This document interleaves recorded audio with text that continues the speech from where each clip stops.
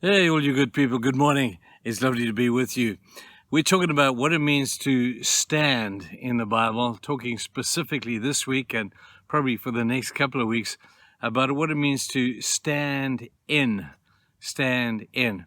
We spoke yesterday about standing in for Jesus. Jesus is no longer physically here, so he's given us the mandate to kind of stand in for him in his physical absence. So we do that with great joy and as a great privilege. But I want to take it a step further today to take you to a passage in Ezekiel chapter 22, specifically verse 30. Now, here's the context. Israel was in trouble yet again. They were vulnerable to the Babylonians. This was 590 years before Jesus. The Jews were being in a particularly miserable predicament. Spiritually, they're drawn cold. Relationally, there was crime and there was injustice everywhere. I guess a good word to describe their dilemma would simply be chaos. And God looked down upon the Jewish nation as he often does, and his heart was broken, and he's always looking for a person.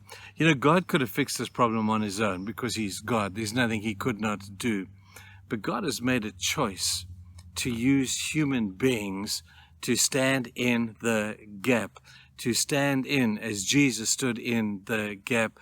He's looking for human beings to do the same thing. He always uses people. And so as God's heart breaks and he looks down upon the nation of Israel and he says, man, I'm just looking for someone to stand in the gap.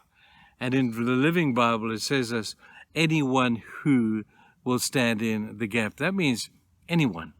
If your heart is breaking for the things that break God, maybe you're the person that God is wanting to stand in the gap to fulfill his purpose. So I want to look at this over the course of the next couple of days. But here's an interesting thought. The Jewish word here is the word habinazim. Habinazim is what he's talking about, the person who stands in the gap. And it's an action word. It's somebody who's out there and he's deliberately doing something to fulfill God's purpose. And it means this, anyone who stands between two camps and offers single combat. Isn't that what David did? David looked at the nation of Israel on one hand, and he looked at the Philistines on the other hand, and the Philistines were raging against the Israelites. The Israelites had to fight, and God said, I need somebody who will stand as one person, just one person, between these two camps to offer single combat. Now, think about that. Think about Jesus doing the same thing. But David is a great example of somebody who did just that.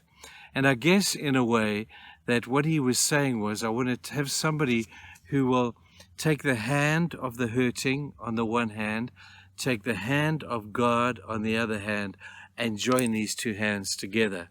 That's what a person does who stands in the gap. Here's the hurting. Here's God. God sees the gap between the two. He says, I need somebody to bridge this gap between me and them. Could you be that person who will join the hands of those who are hurting to the hand of God, join the two together, and then very importantly, get out of the way? Because only God can do what God needs to do. He just needs you to stand in the gap and to join the hands. Now, the Bible is full of great gap stander inners, if there's such a word for that. It's people who are willing to take the hand of God and the hand of hurting, join the two together, and then get out of the way. I want to take a few days, maybe even a week or so, just to have a look at some of these people in the Bible who are willing to stand in the gap. Have a look around the world today, people. There are gaps everywhere. There are injustices happening out there that need somebody to be courageous enough to say, I'm going to stand in this gap. I'm going to take the hand of those who are suffering injustice with the hand of God, and I'm going to join them together, and I'm going to get out of the way. There are relationships in families, in churches, and in companies and businesses. There are issues where some human being, if they had the inkling of the notion of God wanting to use them, could stand in the gap, man, and say, let me take the hand of these people whose hearts are broken and the issues are strong. And let me take the hand of God, who is the power, who's the authority, and he's the one who can make it all happen. And let me join the two of them together and then get out of the way. You see, if you stand in the way, you take the hand of the hurting and you take the hand of God and join them together. The people who are hurting will think you might be God. They think, man, this is the guy through which we have to go. Isn't that where failing religion has come in? Where the church has stood in a place and we try to create these relationships between people and God and bring the two of them back together again. And then the church is just an agent through which that can happen. The church is not God. You do know that.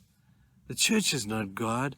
Our job is just to stand in the gap and to join the hands of the hurting, join the hands of God.